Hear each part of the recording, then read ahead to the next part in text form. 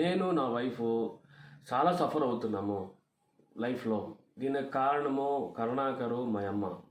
ఆయన దీంతో మనకి వాళ్ళు మా అమ్మ ఎప్పుడు అనేది నాకు నా భార్యని ఇసిపెట్టు అంటుండే. డబ్బులు కూడా ఆఫర్ చేసింది తను నాకు నా ఫ్యామిలీ కావాలి కాబట్టి నేను అదేది ఆఫర్ తీసుకోలేదు. నేను నా భార్యతో మేము ఫ్యామిలీ నిలబెట్టుకొని నడిపిస్తున్నాము. తర్వాత కరుణాకర్ అనేవాడు వాళ్ళ ఇండియా గృహప్రవేశానికి మమ్మల్ని మా మామ కరుణాకర్ ఇన్వైట్ చేసేటప్పుడు వాడు నల్లబట్టలు ఇచ్చాడు మాకు.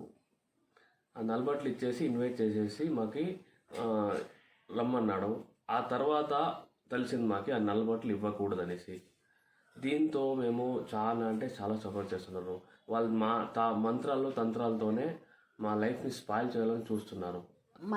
కరుణాకర్ అనేవాడు మమ్మల్ని వాడు మంత్రిగాడి దగ్గర కూడా తీసుకెళ్ళాడు. అది తీసుకెళ్ళినప్పుడు మనకు అది తెలీదు. మనకు తీసుకొని పోయి తిరగపోయి వచ్చాక ఆ తర్వాత మనకి తెలిసింది వాడు మంత్రిగాడు అనేసి. ఆ తర్వాత నా భార్య విడిపోయినాం కూడా ఒకసారి.